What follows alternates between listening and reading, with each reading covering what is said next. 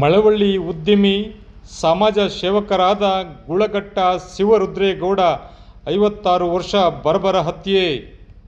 ಮಳವಳ್ಳಿ ಪಟ್ಟಣದ ಉದ್ಯಮಿ ಗುಳಗಟ್ಟ ಗ್ರಾಮದ ಸಮಾಜ ಸೇವಕರಾದ ಶಿವರುದ್ರೇಗೌಡ 56 ವರ್ಷ ಕ್ಷುಲ್ಲಕ ಕಾರಣಕ್ಕೆ ಬರ್ಬರ ಹತ್ಯೆಯಾಗಿರುವ ಘಟನೆ ತಡವಾಗಿ ಬೆಳಕಿಗೆ ಬಂದಿದೆ.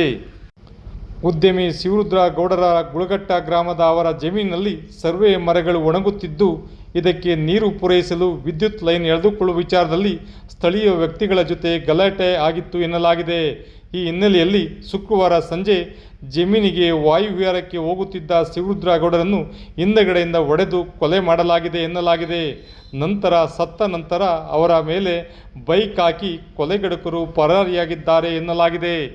ಈ ಸಂಬಂಧ ಕುಟುಂಬದವರು ಕೊಲೆ ಮಾಡಿರುವ ಶಂಕಿತ ವ್ಯಕ್ತಿಗಳ ವಿರುದ್ಧ ಮಳವಳ್ಳಿ ಗ್ರಾಮಾಂತರ ಪೊಲೀಸ್ ಠಾಣೆಗೆ ದೂರು ನೀಡಿದ್ದು, ಪೊಲೀಸರು ಕೊಲೆಗಡುಕರ ಪತ್ತೆಗಾಗಿ ತನಿಖೆ ಚುರುಕುಗೊಳಿಸಿದ್ದಾರೆ.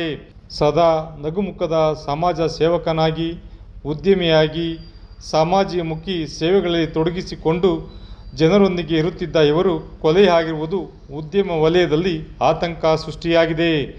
ಗ್ರಾಮದಲ್ಲಿ ಕುಟುಂಬ ಸದಸ್ಯರ ಆಕ್ರಂದನ ಮುಗಿಲು ಮುಟ್ಟಿದೆ. ಕೊಲೆಯಾದ ಶಿವರುದ್ರೇಗೌಡರಿಗೆ ಪತ್ನಿ, ಓರ್ವ ಪುತ್ರ, 2 ಪುತ್ರಿಯರು ಸೇರಿದಂತೆ ಅಪಾರ ಬಂಧು ಬಳಗವನ್ನು ಅಗಲಿದ್ದಾರೆ. ಕೊಲೆಯಾದ ಉದ್ಯಮಿ ಶಿವರುದ್ರೇಗೌಡ ಮಾಜಿ ವಿಧಾನ ಪರಿಷತ್ ಉಪಸಭಾಪತಿಗಳಾದ ಮರ್ತಿಬ್ಬೇಗೌಡರ ಆಪ್ತರು, ಬಂಧು ಬಳಗವಾಗಿದ್ದರು. ಈ ಘಟನೆ ಪಟ್ಟಣದಲ್ಲಿ ಆತಂಕ ಮೂಡಿಸಿದೆ.